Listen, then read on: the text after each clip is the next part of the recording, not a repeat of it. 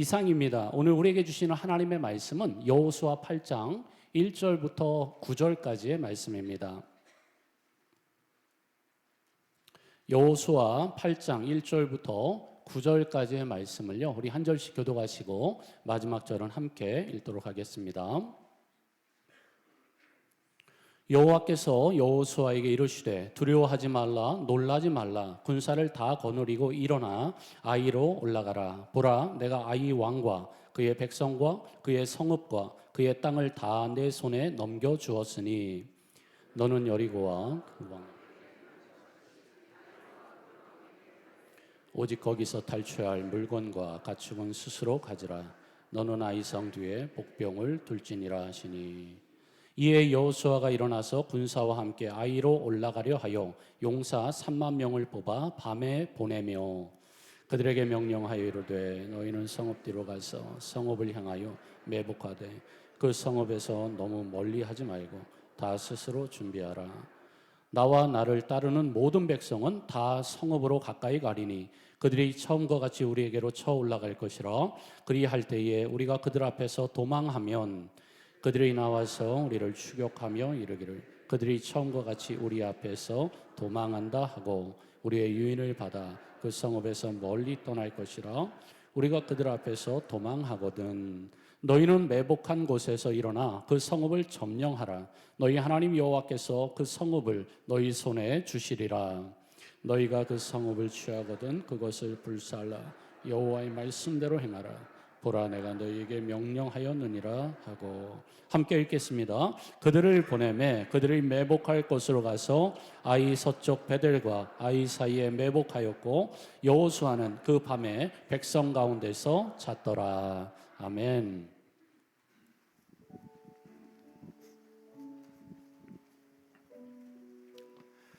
할렐루야. 2024년도 새해 첫 주일 하나님 앞에 예배로 오신 우리 성도님들 축복합니다. 잘 오셨습니다. 오늘은 신년 감사 주일로 하나님 앞에 드리는데요, 이 예배를 통하여 올 한 해 여러분의 하나님 앞에서 이 결단을 올리실 때 하나님은 받으셔서 그 삶을 인도해 주시리라고 믿습니다. 오늘 특별히 감사한 것은 2024년도 주를 위해 헌신할 수 있는 교회 일꾼들을 임명하는 시간을 갖게 되었습니다. 나눠드린 주보에 보시면요, 2024년도 교회 일꾼을 임명하는 그런 책자가 있습니다. 임명을 하되 잠깐 미리 설명을 드리면, 교회에는 그 항존직 직분자가 있고요, 매해 1년마다 새롭게 임명을 받는 그런 직분자가 이렇게 구별이 되어 있습니다. 항존직이라고 하는 것은 하나님 앞에 부름받아 장로로, 권사로, 안수집사로 이렇게 안수를 받은 직분을 항존직이라고 부르고요, 그 외의 모든 직분자들은 매해마다 새해에 1년씩 임명을 받게 됩니다. 그런 의미에서 오늘은 이제 새롭게 1년 동안 헌신해 주실 항존직을 제외한 모든 직분자들을 임명하는 시간을 갖도록 하겠습니다. 첫 페이지를 펴보시면 제가 존칭은 생략하고 모든 호칭을 성도로 하면서 임명하겠습니다. 남자 서리 집사 강수호 성도 외에 이상 92명을 아래의 명단과 같이 임명합니다. 신규 남자 서리 집사 김관수 성도 외에 15명을 아래와 같이 임명합니다.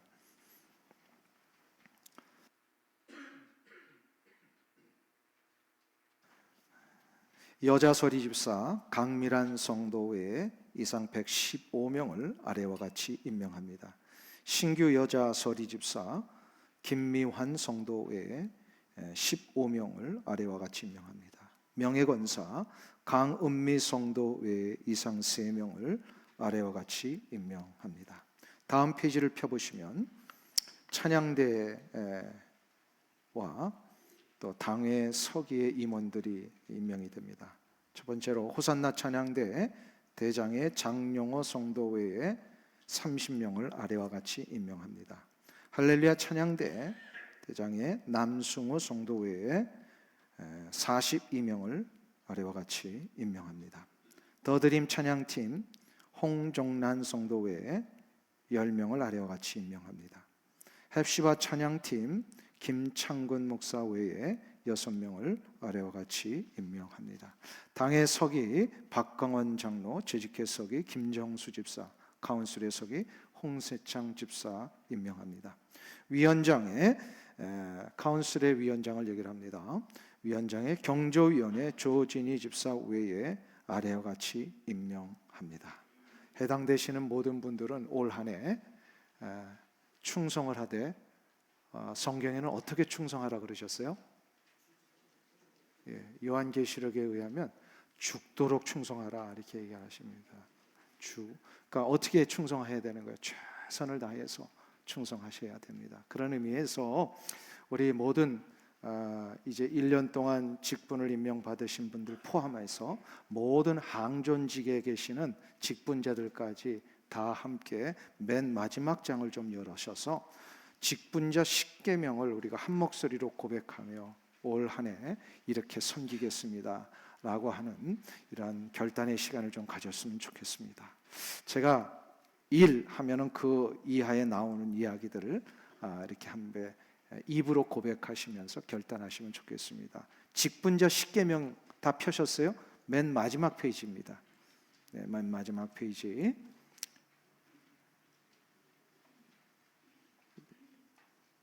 우리 같이 직분자 10계명 1. 하루에 1시간 이상 기도하며 예배에 충실하여 항상 성령 충만하라. 2.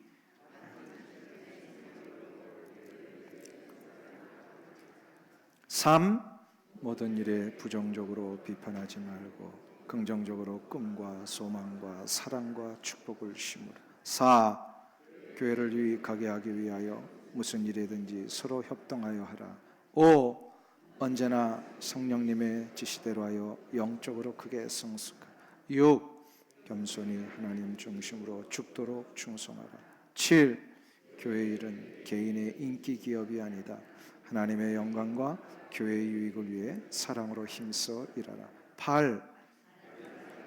행한 일을 비판하지 말고 남보다 남을 낮게 여기며 사랑으로 격려하며 용기를 줘. 9. 말하기를 더디하고 긍정적인 언어를 사용하여 은혜되는 말만 하라. 10.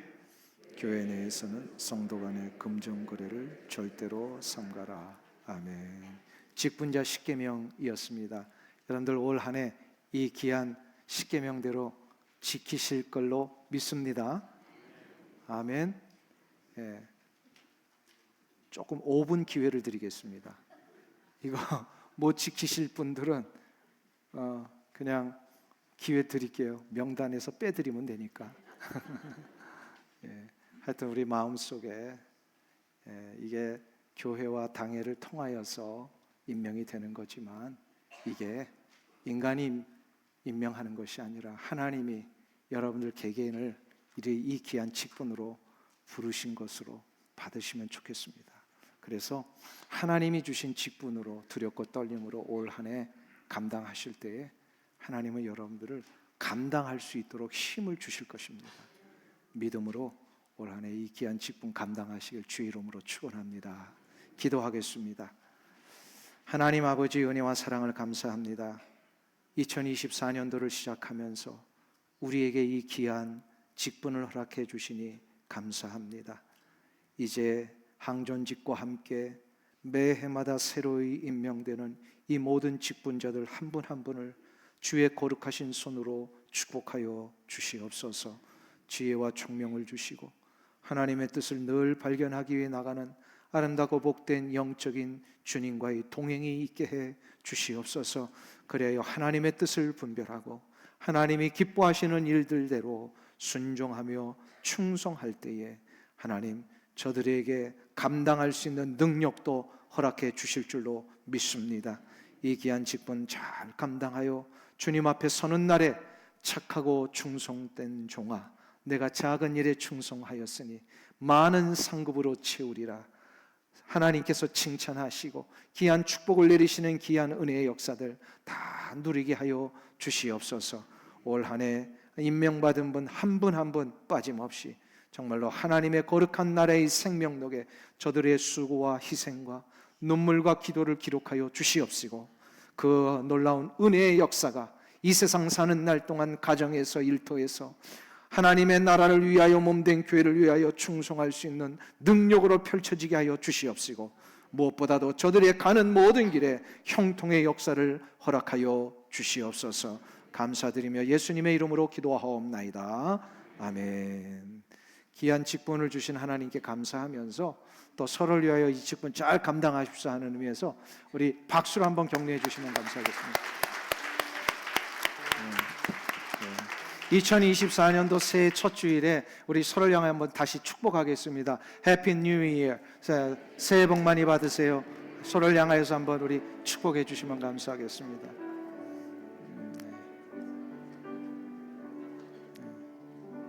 멀리 출타했다가 이렇게 또 이제 새해 첫 주부터 예배 드리기를 시작하신 우리 모든 성도님들도 계신데 진심으로 축복합니다. 잘 무사히 건강하게 돌아오셔서 너무 좋습니다. 감사하고요. 또 몸이 좀 아프셨다가 이렇게 회복돼서 오신 분도 계시네요. 너무 감사해요. 정말 기도 많이 했습니다. 그러니까 힘을 얻으셔서 정말 다시 한번 이렇게 예배할 수 있도록 우리 기도 많이 했는데 이렇게 건강한 모습으로 오셔서 너무 좋습니다. 오늘 유독 이번 겨울에 바람이 많이 부는 날씨였습니다. 아침에. 근데 이렇게 역시 우리는 비가 오나 바람이 부나 예배의 자리를 타협하지 아니하고 주님 전에 나오신 우리 성도님들의 열심과 헌신 하나님이 받으실 줄로 믿습니다. 잘 오셨습니다. 오늘 본문은 이미 여러분들이 잘 아시는 대로 이스라엘 백성들이 그 놀라운 여리고 전쟁을 대승한 후에 그에 비하면 아무것도 아닌 것 같은 아이성 전투를 했을 때에 참패를 당합니다. 근데 이미 우리가 알지요. 왜 아이성 전투에서 참패를 당했습니까? 숫자가 필요한 것도 아닌데 작은 성인데 바로 그 성을 그 여리고 성에서 죄를 지은 자가 있었기 때문에, 하나님이 하라고 하신 것을 지키지 못했기 때문에, 이 죄를 지은 자 때문에 그 공동체 전체가 어려움을 당했습니다. 그래서 하나님께서 이제 이렇게 낙심 가운데 있는 사람들을 향하여서 하나님이 용기를 주시기 위하여서 명령을 내리십니다. 오늘 본문 1절에 의하면 일어나 아이로 올라가라. 1절을 한번 보세요. 여호와께서 여호수아에게 이르시되 두려워하지 말라, 놀라지 말라, 군사를 다 거느리고 일어나 아이로 올라가라. 아이로 올라가라. 이 아이로 다시 올라가라고 하시는 주님 하나님의 명령은 아이성에서의 그 참패는 결코 실패가 아니라는 거예요. 그냥 완전히 무너져서 이제는 더 이상 회복할 수 없는 그런 상태에 빠진 게 아니라는 겁니다. 아이성에서의 실패는 하나님의 뜻 가운데 다시금 새롭게 전진을 위한 발판이 된다는 것을 가르쳐 주시기 위함이었어요. 그래서 우리의 삶 속에서도 때때로 어려움이 오고 고난이 오고 우리의 실수와 실패 때문에 정말로 낙심하고 있을 때에 이런 새로운 승리의 발판으로 삼기 위해서는 어떤 결단을 해야 될 것인가? 오늘 그것을 몇 가지로 나눠서 말씀하시는데요. 첫 번째로 모든 우리에게 닥쳐진 낙심거리들로부터 우리는 용기를 내서 일어나야 합니다. 용기를 내서 일어나야 돼요. 1절을 다시 한번 보세요. 거기 보시면 우리 같이 한 목소리로 봉독하겠습니다. 여호와께서 여호수아에게 이르시되 두려워하지 말라, 일어나 아이로 올라가라. 보라, 내가 아이 왕과 그의 백성과 그의 성읍과 그의 땅을 다 내 손에 넘겨 주었으니. 하나님께서는 지금 여호수아에게 일어나라 이렇게 말씀을 하십니다. 일어나는 게 중요합니다.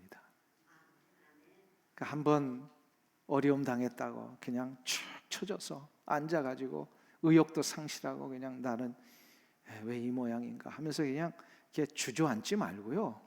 모든 실수가 우리 사람들은 할 수 있잖아요.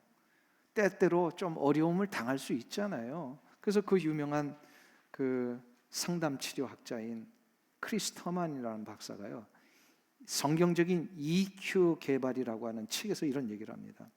우리가 감성적으로 풍성한 삶을 살기 위해서는 인간은 누구나 다 실수할 수 있다라는 요 사실을 받아들일 수 있어야 된다는 거예요.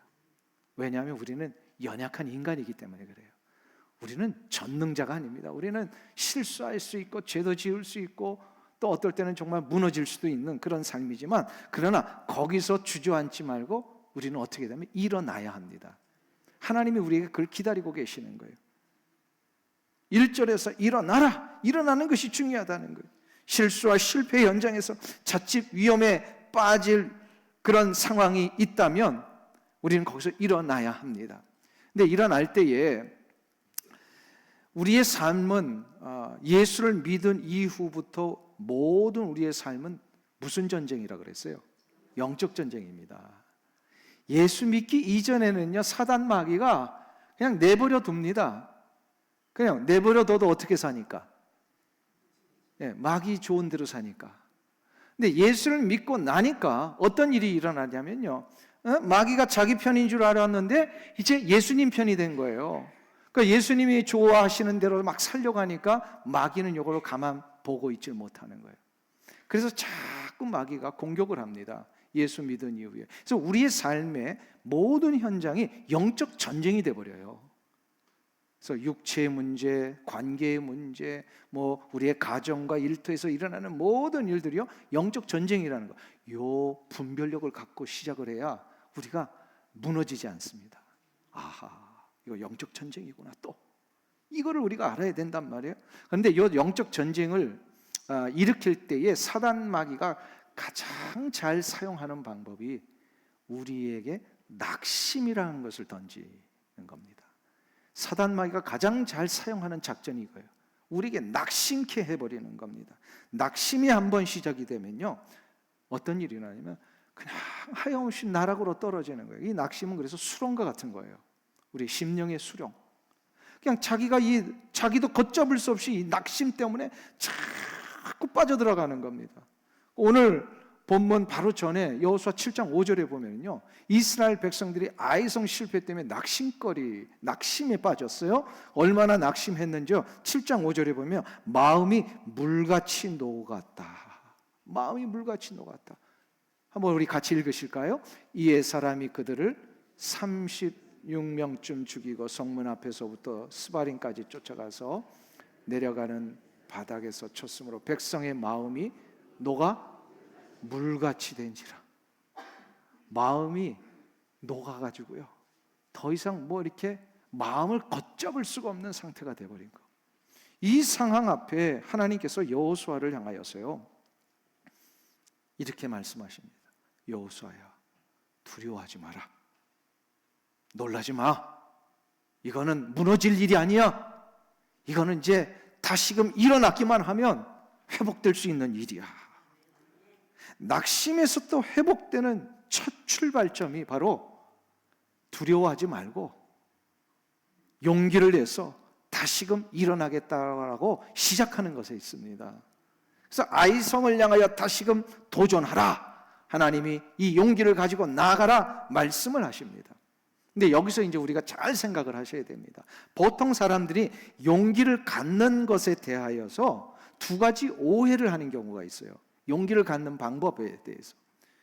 첫째는 뭐냐면요, 용기가 내 안에서 시작되는 것이다라고 생각하는 오해입니다. 한번 잘 생각해 보세요. 용기가 진짜 내 안에서 시작될 수 있을까요? 우리가 그렇게 맘만 불끈 먹고 두 주먹 불끈 쥐고 나가기만 하면 뭐 이렇게 용기가 다 되는 건가요? 실은 그게 잘 안 됩니다. 왜 그럴까요? 우리가 그렇게 괜찮은 존재가 아니에요. 우리에게는 그런 능력이 있지 않아요. 내 안에서 용기를 찾으려고 하면 더욱더 내 안에 있는 연약성이 보이기 때문에 자꾸 추락을 해요. 아유, 내가 뭐 이 모습밖에 안 되는데, 나는 어떻게 이 능력이 이것밖에 안 되는데, 그럼 계속 추락하고 그 수렁에 빠지는 거예요. 내 모습 한번 여기서 여쭙겠습니다. 여러분의 성격 여러분 정말로 마음에 드십니까? 네? 어떠세요? 여러분의 성격이 정말 마음에 드세요? 야, 이 정도 성격 있으면 나와보라 그래. 아마 그런 분은 없으실 것 같아요. 자, 내가 내 성격을 보면 부족한 게 있고, 내가 나도 마음에 안 드는데 내 아내는 내 성격에 대해서 얼마나 힘들어할까. 그런 게 있잖아요, 우리 다. 그러니까 내 안에서 뭔가를 이렇게 끄집어내려니까 힘든 거예요. 잘 안 돼요. 이 못난 능력 흔들릴 수밖에 없고 또 열등감에 빠져. 그렇기 때문에 용기는 내 안에서 찾는 게 아닙니다. 용기는요, 밖에서부터 내 안에 부어져야 합니다. 밖에서부터 부어지는 용기는 오직 하나님만이 나에게 용기를 주실 수가 있어요. 하나님께서 용기를 주실 때는요, 하나님의 영이신 성령님을 통하여 하십니다. 성령님은 여러 가지 그 호칭이 조금 있는데요, 그 중에 대표적인 호칭 중에 하나가 파라클레이토스라고 하는 이런 명칭이 있어요. 이건 무슨 뜻이냐면요, 위로자라고 하는 뜻입니다. 성령님께서 주시는 위로만이 진정한 위로가 돼요. 성령님께서 주시는 용기만이 진짜 용기가 막 불끈 솟게 돼 있더라는 거예요.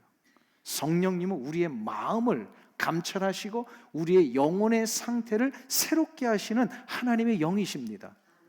그렇기 때문에 성령의 역사를 우리가 받을 때에 진정으로 용기를 얻어요. 이거는 내가 할 수 있는 게 아니고 하나님의 성령의 역사를 부어주실 때, 하나님은 성령은 위로자이시고 진리의 영이시고. 그래서 우리가 한 가지 정리하면, 용기의 문제는 어떤 오해를 하지 마라, 내가 용기를 좀 한번 내보려고 하는 이런 생각을 하면 안 된다는 거예요. 용기를 갖기 위해서는 어떻게 해야 돼요? 성령의 인도하심을 구해야 합니다. 근데 두 번째 오해가 있어요. 용기를 가지려고 할 때예요.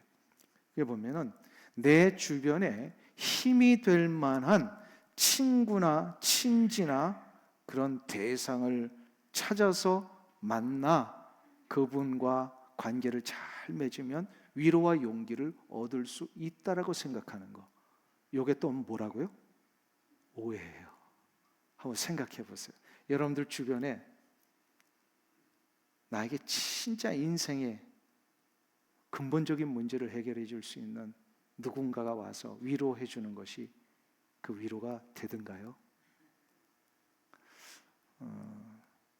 저는 이제 아주 제가 젊었을 때 저희 선친이 돌아가셨는데요, 그 장례, 한국은 이제 장례 2박 3일 딱 하잖아요. 장례하는 동안에 그 슬픔을 가지고 있었는데, 그 슬픔이 이제 조문들이 오셔서, 조문객이 오셔서 위로를 하시는데 실은 잘 위로가 안 되더라고요. 위로가 안 돼요. 아, 그렇구나. 인간의 말과 인간의 격려 가지고는 이 마음속에 있는 근본적인 문제들이 해결이 잘 안 되는구나. 우리는 그런데요, 인간 누군가가 좀 확실한 사람이 있으면 위로가 될 수 있다라고 생각을 합니다. 그렇지 않아요, 보니까. 한동안 오래전에 한국 사회에서 그 많은 이들이 이렇게 회자했던 유명한 시가 하나 있습니다. 함석헌 선생의 그대 그런 사람을 가졌는가라는 시입니다. 이분의 시가 너무나도 유명했었는데요, 젊은 사람들이 이거 막 외우고 다니고 그랬었어요. 근데 앞 세 소절만 제가 잠깐 소개해 드릴 테니까 들어보세요.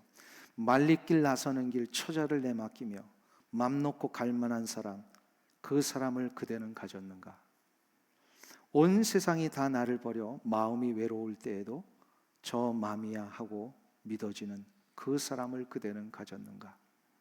탔던 배 꺼지는 시간, 구명대 서로 사양하며 너만은 제발 살아다오 할 그 사람을 그대는 가졌는가? 사랑하는 성도님 여러분, 이 시를 접하시면서 여러분들 어떠십니까? 이런 친구 있으십니까?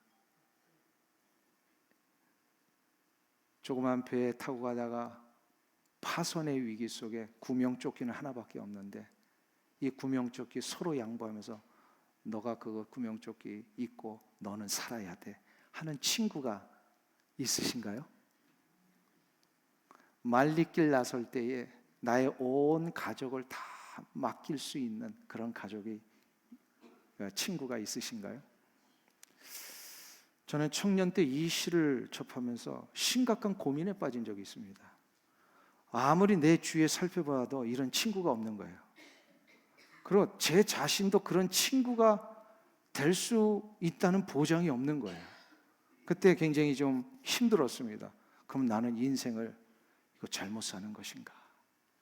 나는 인생을 위로나 격려를 받지 못하는 외로운 인생을 꼭 살아야 되는 것인가? 근데 한참 지난 후에 제가 한 가지를 깨달았습니다. 현실에서 이런 친구를 만나는 것은 불가능합니다. 이 세상에서는 아무리 우리가 노력을 해도 그런 친구를 가질 수 없습니다. 그런 친구와의 만남은 세상의 원리로 이루어지는 것이 아니라는 것을 제가 나중에 알게 됐어요.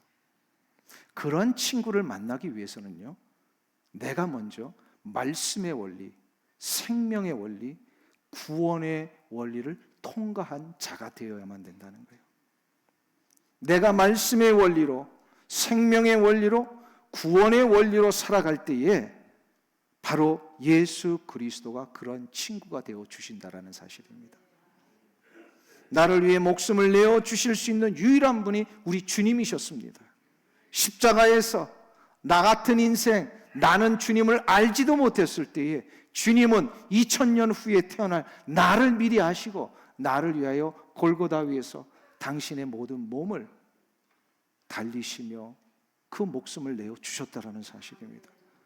여러분들 이거 믿으십니까?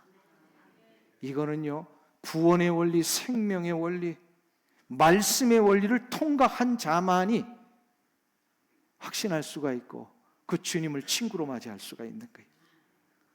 내가 가장 절박할 때 나의 귀중한 가족과 인생과 미래를 책임져 주실 수 있는 분은요, 예수님밖에는 없습니다. 예수님만이 내 인생의 실패의 현장에서 나를 일으키실 수가 있고 진정으로 마음속 깊숙한 곳에서부터 근원적인 용기를 주실 수 있는 분, 우리 예수님 뿐이십니다. 그래서 어떤 목사님이 복음성 가사를 이렇게 쓰셨어요. 예수님은 나의 생명, 예수님은 나의 기쁨. 예수님만이 언제나 나에게 진정한 용기를 주실 수 있는 유일한 분이십니다. 그러니까 예수님을 만나서 예수님을 나의 구주로 나의 친구로 삼을 수 있는 자만이 진정한 예수님이 주시는 용기를 얻을 수가 있는 거예요. 사랑하는 성도님 여러분, 여러분의 아이성은 무엇입니까? 혹시 작년 한 해 동안 마무리하지 못했던 그런 안대에서 어떻게 할지 모르는 그런 일이십니까? 깨어진 관계일 수도 있고요, 아픔과 절망의 현장일 수도 있습니다. 이럴 때마다 우리 주님께서 지금 여호수아를 향하여 주셨던 이 말씀의 외침이 지금 이 자리에 있는 나에게 주시는 말씀으로 받을 때에 여러분들은 용기 있게 일어날 수가 있습니다. 보라, 내가 아이왕과 그의 백성과 그의 성읍과 그의 땅을 다 내 손에 넘겨 주었으니. 주셨다 그랬어요. 주었다. 이미 이루어진 것으로. 아직 아이성 정복도 안 했는데 이루어진 것으로 얘기를 하세요. 확실한 약속입니다. 하나님이 하신 약속이 반드시 이루어집니다. 믿으십니까? 그러니까 우리는 주님의 이 약속 붙들고 나의 인생에 나의 아이성들을 내 손에 다 넘겨주시겠다 약속하셨사니 이거 믿고 우리가 그냥 일어나면 됩니다. 이거 붙드는 자는 용기를 얻습니다. 주님이 주시는 이 용기를 가지고 다시금 2024년도 여러분의 삶의 현장 속에 있는 이 아이성들을 향하여서 전진해 나가시기를 간절히 주의 이름으로 축원합니다. 두 번째로 아이성을 향하여 일어나는 이 여호수아를 향하여 하나님은 이렇게 결단을 요구하십니다. 하나님의 방법에 전적으로 승복해야 된다. 하나님의 방법에 전적으로 승복해야 돼요. 9절을 한번 보실까요? 9절 말씀 우리 다 같이 한 목소리로 봉독합니다.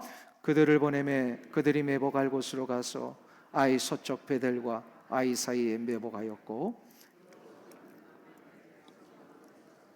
아멘. 여리고성 전투가 백주 대낮에 이루어진 이 시위를 벌이는 전쟁이었다면 아이성 전투는요, 야간에 벌어진 매복 작전이었습니다. 특히 매복을 위해서 이스라엘 백성들에게 하나님은 군대를 세 개로 나누게 하셨어요. 첫 번째 군대는요, 3만 명을 모아가지고 아이성과 베델 사이의 어떤 한 지점에 이 3만 명을 이렇게 은밀히 매복을 시키십니다. 그리고 두 번째로 군대는 여호수아 장군에 의하여서 이끌리는 그 대부분의 이스라엘 군사들입니다. 이들은 이제 주력 부대가 되어서 아이성 북편에 있는 이 골짜기에 진을 치고 이제 하나님의 사인 받고 곧바로 공격을 들어가야 되는 이런 군대였어요. 그리고 세 번째 군대는 우리가 오늘 본문을 읽지 않았습니다만 오늘 보면 29절까지 이렇게 쭉 보시면요, 세 번째 군대는 한 5천 명 정도를 또다시 매복을 시키십니다. 그래서 이제 이 세 군대가 아이성 정복에 협력해서 이제 아이성을 무너뜨리게 됩니다. 작전이 개시됐을 때 제일 먼저 여호수아 장군이 이끄는 이 주력 부대가 아이성을 향하여 정면으로 공격을 하러 전진을 합니다. 그러니까 아이성에서도 이제 공격을 대응하기 위해서 나오겠죠. 싸우다가 이 주력 부대가 지는 척하면서 이제 퇴각을 합니다. 유인 작전을 벌인 거예요. 유인 작전을 벌이면은 쭉 따라오겠죠. 그 동안에 아이성이 텅텅 빈 거예요. 요때에 3만 명이 매복해 있다가 아이성을 점령을 해버립니다. 그리고 점령했던 이 3만 명이 모든 성을 다 정리하고 나서 여호수아 군대와 함께 협공을 해서 아이성 이 군대들을 물리치기를 시작을 하는데 5천 명 매복했던 사람들도 다시금 이 세 군대가 말하자면 아이성의 군대는 도관에 든 쥐가 돼버리는 거죠. 그렇게 해가지고 이 협공에서 완전히 진멸을 시켜버립니다. 자, 여기서 저는 무슨 삼국지에나 나오는 이런 작전을 이렇게 설명해 드리려고 하는 그런 게 아니라 한번 생각해 보세요. 여리고성은 어마어마하게 큰 성이라 그랬어요. 근데 이거는 너무 쉽게 하나님이 정복하게 하셨어요. 이스라엘 백성들이 뭐 싸워서 이긴 게 있어요? 여리고성 정복은 뭘 했어요? 7일 동안 매일 하루에 한 바퀴씩 돌다가 7일째 7바퀴 돌고 함성 확 하니까 그냥 무너졌더라. 이렇게 된 게 여리고성 정복이에요. 그러면 이스라엘 백성들이 이 여리고성 정복에 한 게 있어요, 없어요? 없어요. 그냥 하나님이 다 하신 거예요. 이렇게 얻은 성을 뭐라 그래요? 예, 공짜로. 예, 어부지리로 얻은 거예요. 그냥 공짜로 얻은 거예요. 그거에 비하면 아이성은요, 너무나도 작은 성이에요. 식은 죽 먹기 같은 그런 성이었어요. 그런데 한번 실패하고 나서 3천 명만 가도 되는 이 아이성 정복에 3만 명 플러스 모든 이스라엘 군대가 다 동원이 돼서 정복하러 들어갔다. 왜 하나님은 이렇게 작은 성 3천 명만 있어도 물리칠 수 있는 이 성인데 왜 굳이 이렇게 매복과 유인과 이 전쟁을 이렇게 수많은 군사들을 통하여서 복잡하고도 어렵게 만들어 가신 것일까? 이게 중요합니다. 우리가 뭐 작전이 뭐 어떻게 됐느냐 이거 실은 우리가 몰라도 돼요. 근데 왜 이렇게 하게 하셨느냐 이거를 알아야 된다는 거예요. 여리고성처럼 한 번에 그냥 물리치시게 해주셔도 되는데 왜 이렇게 야간에 매복을 하면서까지 전쟁을 쉽지 않게 치르게 하신 것일까? 그래서 한 가지 때문입니다. 하나님이 사용하시는 이 방법, 내 생각에는 이해되지 않는 이 방법, 이러한 방법을 하나님이 사용을 하실 때 내가 전적으로 순종할 수 있느냐, 이거 보시려고요. 영적 전투는 그래서 오직 한 가지 원리로만 이길 수 있습니다. 내 계산과 내 경험과 내가 산술적으로 뭔가 결론낸 것 가지고 영적 전투를 이기는 게 아니라 영적 전투는 전적으로 하나님 신뢰할 수 있느냐.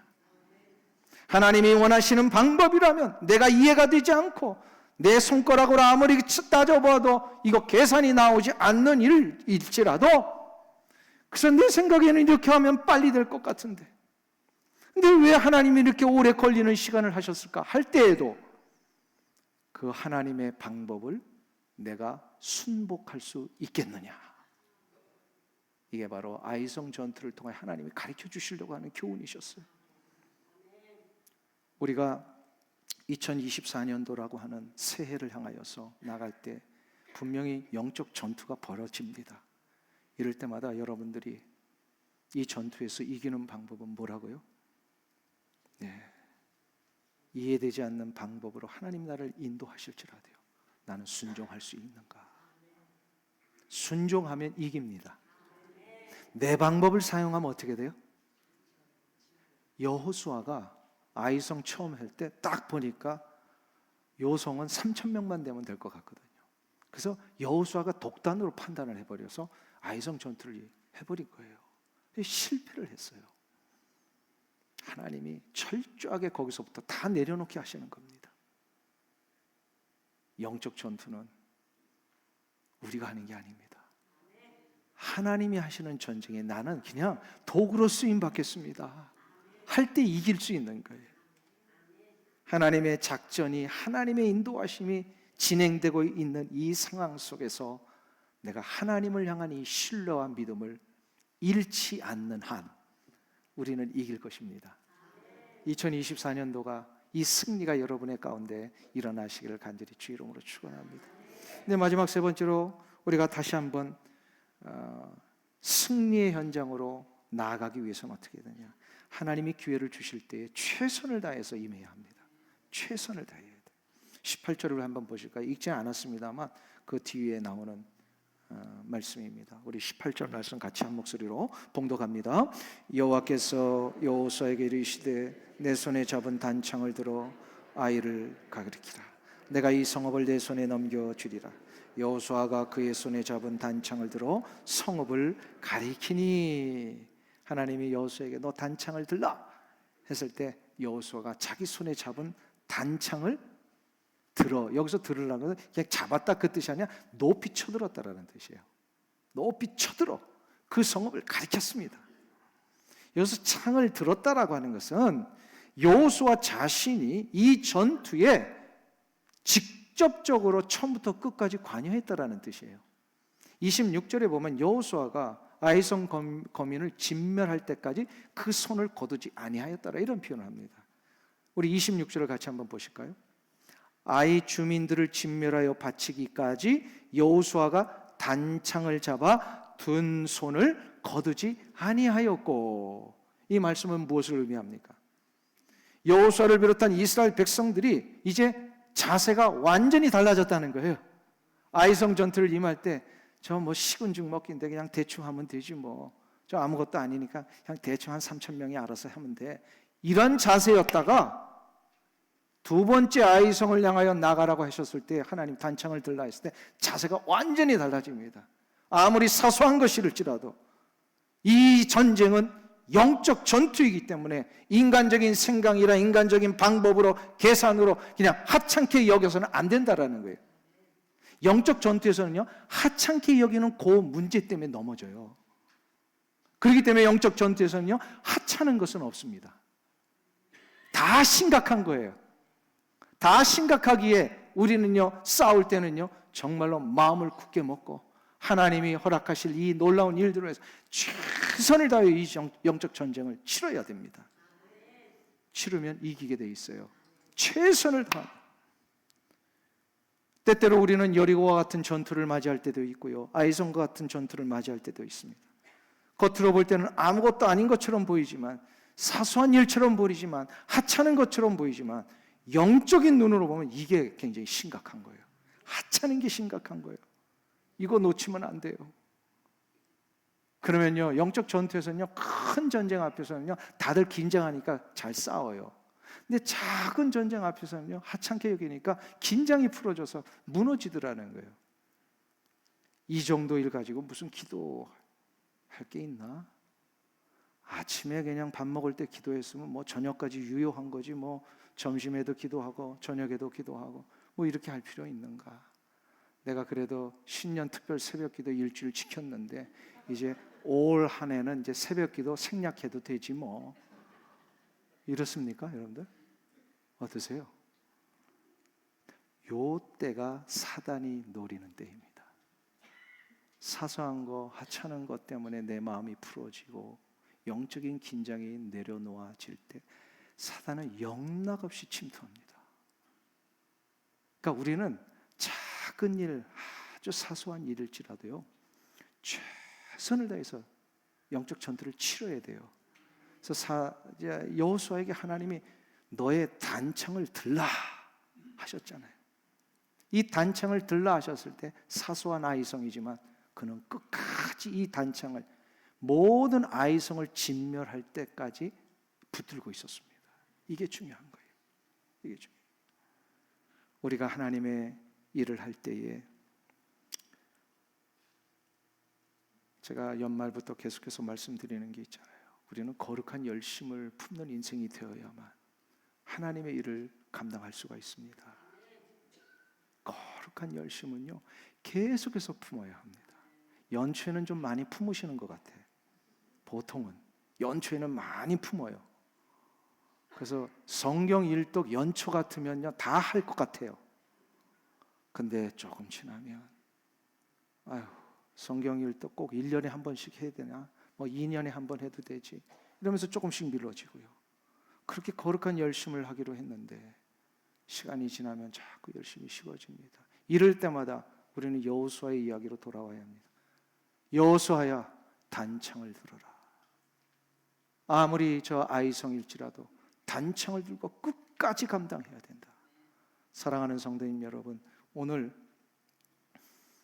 직분자로 임명을 받으셨습니다. 또 항존직은 이미 안수 받을 때 하나님 앞에 임명을 받으셨습니다. 그 받을 때의 마음, 오늘 임명 받을 때 이 마음, 올 한 해 마무리될 때까지 끝까지 최선을 다하여 거룩한 열심을 품고 단창을 들고 나가시길 주 이름으로 축원합니다. 그게 무엇이든지 간에, 아무리 하찮은 일이어도요, 최선을 다하여 단창을 품고 나가실 때에, 들고 나가실 때 하나님이 여러분에게 그 일을 할 수 있도록 힘을 주실 거예요. 역대하 16장 9절에 의하면요, 하나님이 이런 말씀을 하십니다. 여호와의 눈은 온 땅을 두루 감찰하사 전심으로 자기에게 향하는 자들을 위하여 능력을 베푸시나니. 여호와의 눈은 두루 이 땅을 감찰을 하시는데 자기에게 전심으로 향하는 자, 이게 뭐예요? 전심이 뭐예요? 거룩한 열심을 품는 자를 얘기를 합니다. 거룩한 열심을 품는 자들을 위하여 하나님은 그 일을 감당할 수 있도록 능력을 베푸시나니. 할렐루야. 여러분들, 오늘 한 해 이 집사의 직분 받으셨잖아요. 찬양대의 직분 받으셨잖아요. 우리 찬양대 작년에도 너무 수고하셨어요. 또 올 한 해도 수고하실 걸 믿습니다. 찬양대의 직분이고 하찮은 거예요, 아니면 귀중한 거예요? 예, 그러면 하나님 부르실 때까지 할 거예요, 아니면 그냥 조금 있다가 관둘 거예요? 예? 어떠세요? 단창을 언제까지 들라 그랬어요? 언제까지? 끝까지 드는 거예요. 끝까지 드는 거예요. 집사의 직분, 권사의 직분, 장로의 직분, 어떻게 하는 거예요? 이거를 끝까지 드는 거예요. 끝까지. 물론 시무 연한 때문에 우리 행정적으로는 그 일을 내려놓을 수는 있겠지만요, 행정을 내려놓으라는 것이지 그 직분으로서 감당해야 될 하나님 앞에 거룩한 열심을 내려놓으라는 게 아니에요. 우리 모두는 단창을 어떻게 들어야 된다? 그 힘이 없으세요.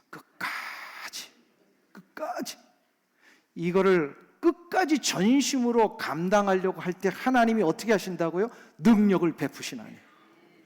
능력을 주신다는 거예요. 아무것도 아닌 것처럼 보이는 일에 최선을 다할 때 은혜를 주십니다. 사도 바울은 골로새서 1장 29절에서 이렇게 선언하고 있습니다. 이를 위하여 나도 내 속으로 능력으로 역사하시는 이의 역사를 따라 힘을 다하여 수고하노라.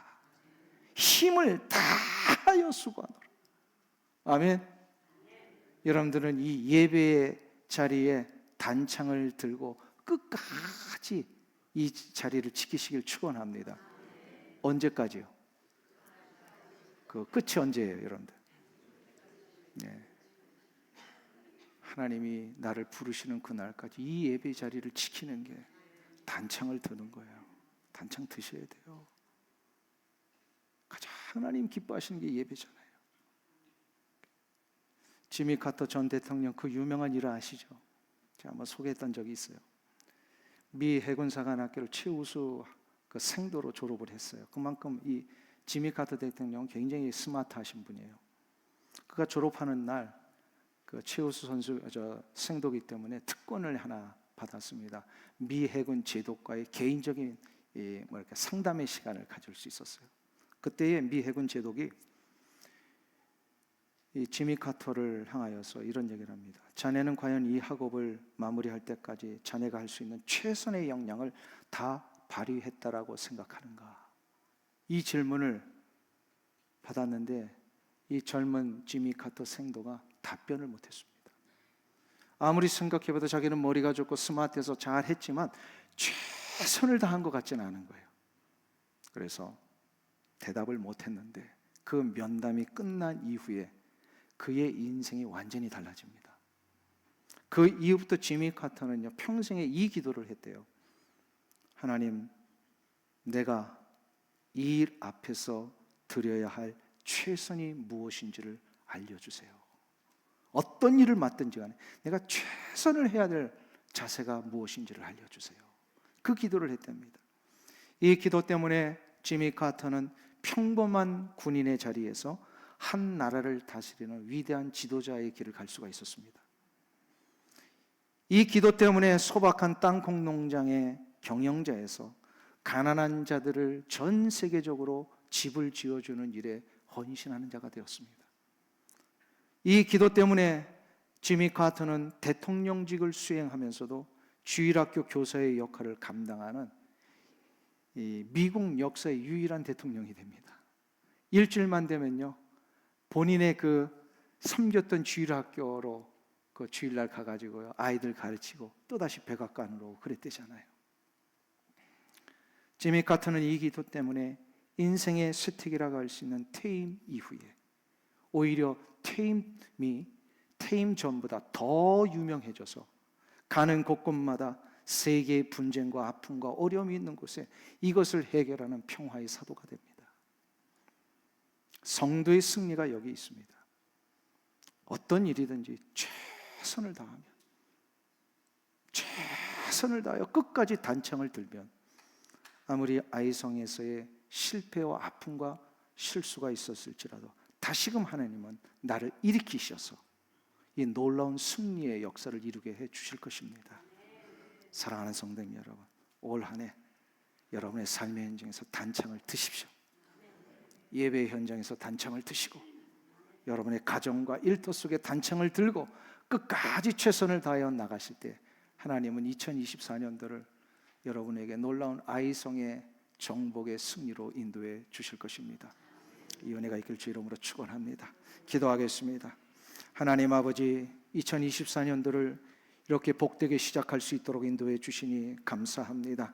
이제 2024년도 지나간 과거는 다 잊어버리게 하시고 내가 어떠한 모습을 가지고 마무리했든지 간에 승리가 있었던 실패가 있었던 안 좋은 일이 있었던 이제는 그리스도 안에 있는 피조물들에게는 모든 과거는 다 지나갈 뿐이요 이제 하나님께서 내게 허락하실 이 새로운 2024년도에 하나님의 영광을 위하여 달려갈 때마다 우리 모두가 단창을 들겠사오니 끝까지 우리 교회 안에서 예배의 삶으로 말씀의 삶으로 기도의 삶으로 최선을 다하여 이 삶을 하나님 앞에 드릴 수 있도록 인도하여 주시옵소서. 하나님 끝까지 이 길을 걸어가는 자 하나님이 능력을 베푸시고 은혜를 허락하셔서 감당할 수 있게 하실 줄로 믿습니다. 그리하여 2024년도를 마무리하는 그날에 아름다운 승리의 보고가 우리 성도들의 입속에서 다 고백되어져 나올 수 있도록 인도하여 주시옵소서. 예수님의 이름으로 기도하옵나이다. 아멘.